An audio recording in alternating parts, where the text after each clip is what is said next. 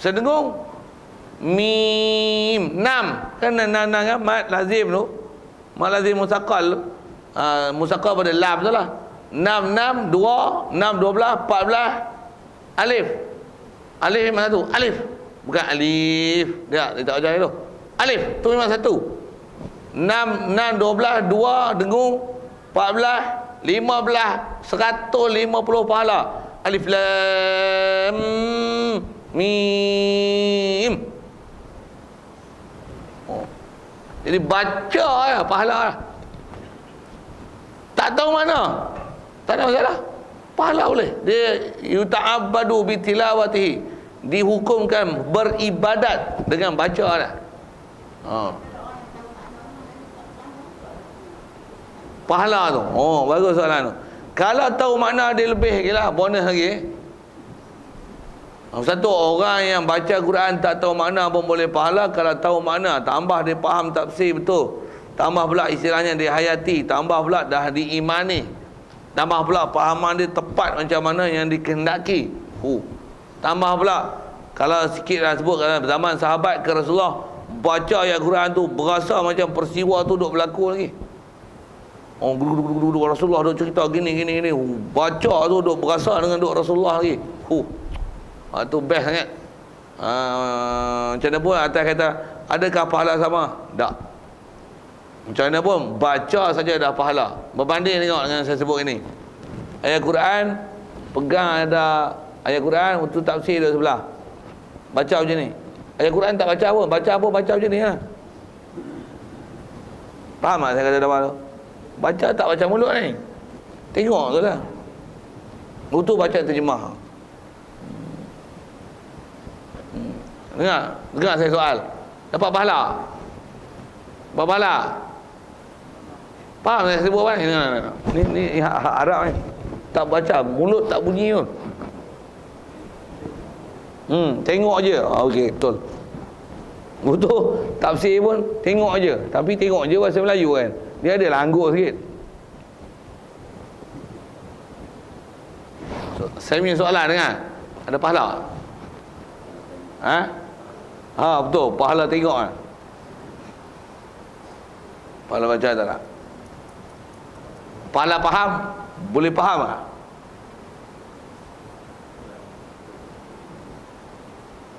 Kita aja rasa kita faham.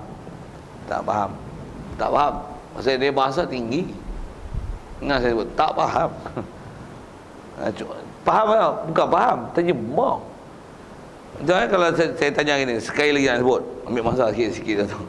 Saya nak tunjuk yang kata faham tak faham, dan memang tak faham sebenarnya. Dan saya suruh pergi fikir gini. Saya kata gini, Quran dengan hadis agak-agak mana bahasa tinggi? Quran. Hadis dengan perkataan ulama mana tinggi? Hadis. Perkataan ulama dengan orang biasa mana tinggi? Ulama tinggi. Perkataan orang biasa yang Arab dengan tak Arab mana tinggi? Okey, dengar saya sebut. بعد كلية التعليم بهذا اليوم أنا إن شاء الله أذهب إلى الفلبين لزيارة ابنتي. كانت هي تعلمت في المدرسة التفهيد القرآن. فهم؟ تمام. Quran, hadis, ulama, orang biasa Melayu. Saya sebut ni. Arab orang biasa. Hak ni mu tak faham.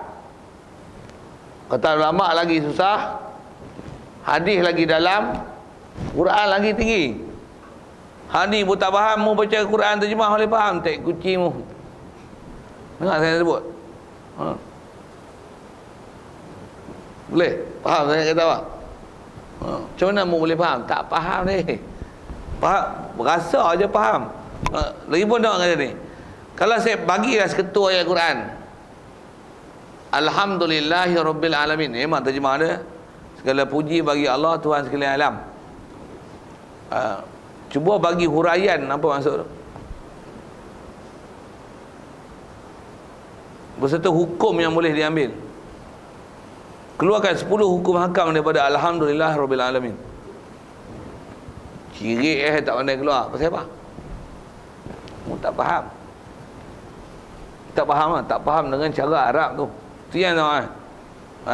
Kalau kita boleh Quran 30 juzuk, katalah baca sampai habis, agak-agak jawab soalan fiqh boleh jawab?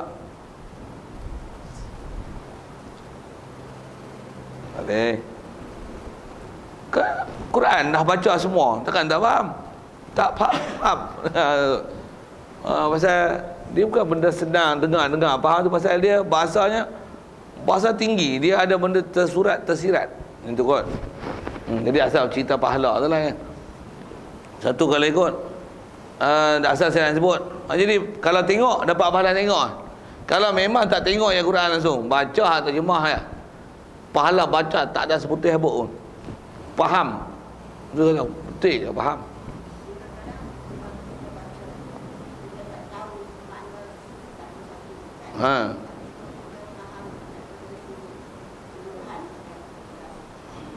Faham terjemah tu pasal faham apa?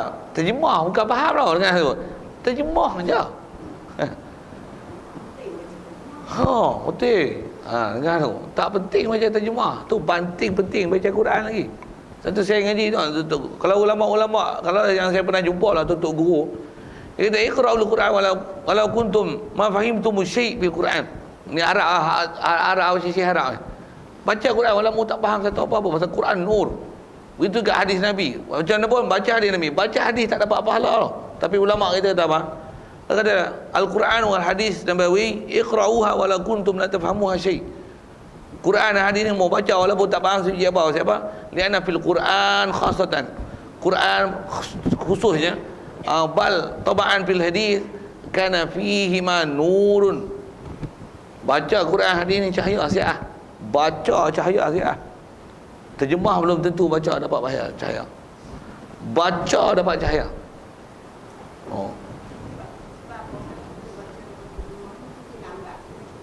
Ya.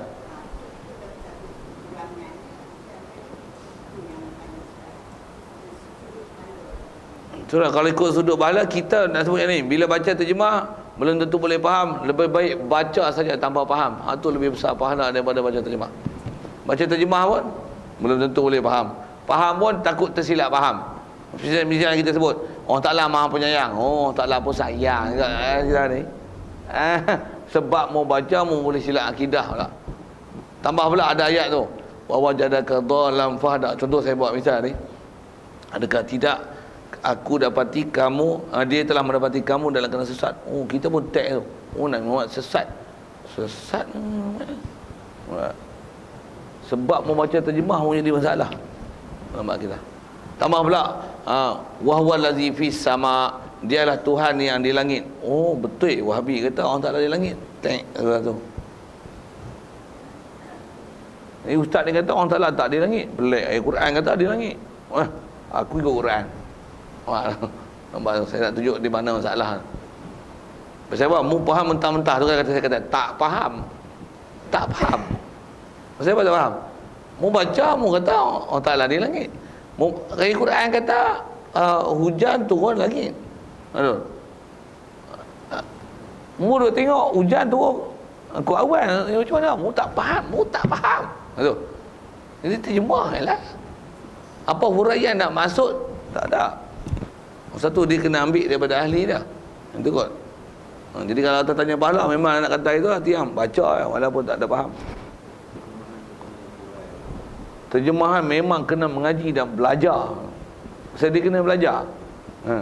Tu dia kata bahasa Malaysia pun kena belajar, tu pun tak faham. Tu pun tak faham. Itu kot, syarah panjang lagi kot tu. Jadi insyaAllah Ngajar tafsir ya. Saya kata gini, bahaya sikit. Kita tafsir tu, kita tafsir cara kita lah, yang kita rasa tu lah kita faham. Tu lah takut tu. Kalau tafsir pun saya kata gini nak. Orang Melayu ni, kalau saya punya pengalaman ngaji tafsir lah, pernah dengar orang duk tafsir, dia bukan tafsir sebenarnya. Dia bukan kuliah tafsir, dia goreng. Dia goreng, dia bukan tafsir ni. Syarah banyak tafsir tu. Tafsir ni, tuan saya buat misal. Kalau tafsir tu macam saya sebut ni, alif lam mim, sebagai kalau kata contoh tafsir. Quran turun dengan alif lam mim antaranya. Alif lam mim ni Arab tak pernah sebut sebelum ni, tak pernah dengar pun. Jadi Allah Ta'ala turun dengan alif lam mim, nak menyedarkan supaya mereka ni ambil perhatian tentang apa nak sebut, pasal yang ni berbeza dengan usulub mereka sebelum ni. Itu baru tafsir. Itu tafsir. Maksudnya bagi huraian apa kehendak ayat Quran tu. Kemudian turun alif lam mim. Alif lam mim ni ada makna apa? Memang tak ada makna. Tapi nak isyarat apa? Atas sebagai ulama kata, dia mesti ada isyarat satu. Antaranya nak isyarat pada orang Arab bahawasanya alif lam mim ni, maksudnya apa yang nak diturun lagi ni adalah beberapa ayat yang terdiri daripada huruf-huruf 4 duk baca, alif, ba, ta, sa, yang mula dengan alif, lepas tu dengan ada lam, antaranya huruf mim. Yang benda nak diturun ni Alkitab. Kitab pun zalika, itulah kitab. Tunjuk dengan zalik, sedangkan kitab tu ada kat dia. Tunjuk dengan zalik. Zalik ni isyarat jauh. Isyarat jauh tu pasal apa isyarat jauh? Sedangkan Quran ada bersama mereka. Mereka hafal pun. Pasal apa Allah Ta'ala kata zalik? Demikian itu, isyarat jauh. Itulah kitab. Zalik, isim isyarat tu isyarat ketinggian Quran. Quran tinggi martabat dan makna dan pengertian yang ada dalamnya. Satu, Allah Ta'ala isyarat dengan zalik, isyarat jauh, bukan dengan isyarat dekat. Tak kata inilah kitab, tapi kata zalik, yang mana itulah kitab. Jadi zalikal kitab, sebut Alkitab, dimasukkan kitab di situ adalah Al-Quran. Dan semua wahyu-wahyu yang diturunkan pada Nabi dan Rasul, kitab ni, apa yang nama kitab, jadi sebut kitab tapi dengan mana Al-Quran khususnya. La raiba fi, ada la nafil jinsi, tak ada ragu sama sekali, takkan ada ragu. Apa maksud tak ragu? Semua faktanya adalah tepat, menepati realiti. Tu baru tafsir sebiji dengan maksud yang sepatutnya kena lagi. Hudan lil muttaqin, petunjuk. Apa makna petunjuk? Memberikan panduan sesuatu kepada sesuatu. Itu petunjuk. Tunjuk ke siapa? Khusus muttaqin. Siapa muttaqin? Muttaqin, orang yang macam ni, ciri dia muttaqin. Jadi apa konklusi daripada ayat Quran ni? Baru tak say. Kalau ni kata je nak boring lah. Atau saya tak ngaji tafsir dengan macam mana zaman lalu ni tengok orang nak tafsir. Saya ngaji dulu tafsir sebiji-sebiji macam tu.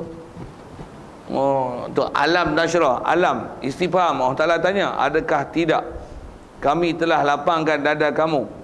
Tanya ni selalu benda tak faham baru tanya. Kalau bahasa Arab panggil istifham, yakni istifham kharij an ma'nahul asli. Istifham yang keluar daripada makna asli.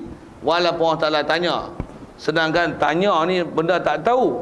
Allah Ta'ala sedangkan dia maha tahu, tu dia tanya apa-apa. Istifham ni dipanggil istifham takriri. Istifham supaya tanya dan orang yang ditanya akan mengatakan ya dan mengaku dengan apa persoalan yang ditanya. Adakah tidak kami telah lapangkan dada kamu? Rasulullah akan jawab macam mana? Ya. Jadi tanya tu adalah bukan istifham untuk talabus fahmi, tapi istifham untuk istifham takriri, supaya orang ditanya mengaku apa yang ditanya. Baru tafsir. Itu baru tafsir. Kalau alam nasyrah bukan tafsir. Macam tu baru tafsir.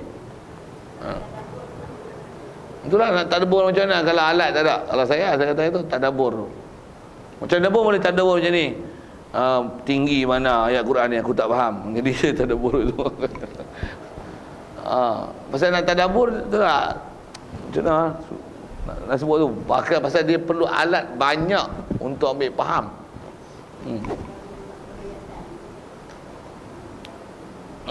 Bolehlah bahasa itu kan, tadabbur mesti ambil pengajaran kan. Itu kot sekali lalu maksudnya tu lah. Tapi kalau atas tafsir maksudnya memberi huraian, tambah memberikan apa maksud dan apa isyarat, apa yang tersurat itu sebaliknya boleh dipaham apa. Contoh misal, qad aflahal mu'minun, berjayalah orang beriman. Apa faham? celakalah si kafir.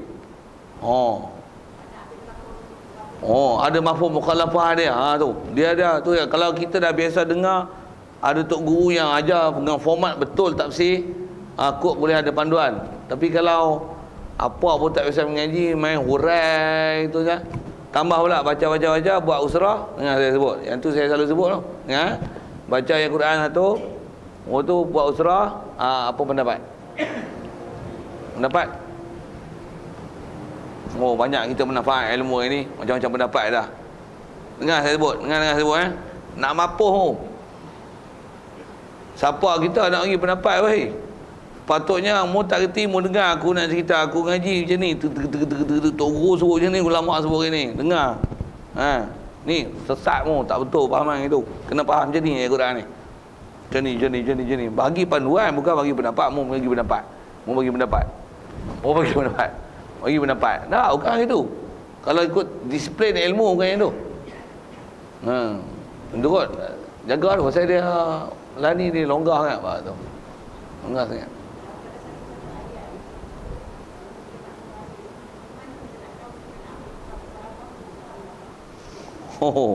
Hak tu kena ngaji lain tu. Kena buka kelas tafsir suku. Cara banyak tak pasal nak sebut panduan umum tu ada tempat tak boleh. Ada pula yang dia tak ada mafhum, dan kalau ada syarat pun syarat tu tak dipakai. Yang tu nak kena tengok tu. Wala tukrihu fatayatikum in aradna tahassunan. Wala tukrihu fatayatikum 'alal bigha'in in aradna tahassunan litabtaghu min fadlillah. Tu syarat yang tak dipakai. Bahkan syarat tu dia kena tengok sebab nuzul. Ayat Quran tu sekali lalu nak sebut. Macam mana nak tahu? Dia ada tempat yang memang ada khususiat makna satu-satu tu. Ayat Quran tu kata apa? Wala tukrihu fatayatikum 'alal bigha'. Jangan paksa hamba-hamba perempuan yang kamu miliki untuk melacurkan diri. Bahasa mudah lagi tu kan. Wala tukrihu fatayatikum 'alal bigha' in aradna tahassunan. Jika mereka nak jaga maruah dan peribadi mereka. Sebalik fahamnya? Sebalik ya? Maksudnya kalau hamba yang hamba miliki, dia pun jenis orang tak ada maruah, lantak pergi dia mah. Macam tu kah? Jangan faham gitu, ikut pelatak muak tu. Sebab yang tu yang takut silap faham tu. Tu bukan faham tu. Pasal dia disiplin ilmu besar. Jadi kalau kita syarah Quran ke, padahal kita tak tahu disiplin ilmu, susah. Satu, ngaji tauhid dulu, ngaji fiqh dulu, dah faham fiqh, tengok tu. Baru betul. Baru dia akan insya-Allah dapat faham betul. Tengok. Kena buka kelas taksir pula. Kena duduk sehari tu. Maka mustahil. Wallahu a'lam. Bismillahirrahmanirrahim. Allahumma nur qulubana min nuri hidayatika kama nawwartal arda bi nuri syamsika abadan abada bi rahmatika ya arhamar rahimin. Warzuqna fahman nabiyyin wa hifdzal mursalin wa ilhamal malaikatil muqarrabin wa sallim tasliman ala jami'il anbiya'i wal mursalin walhamdulillahirabbil alamin.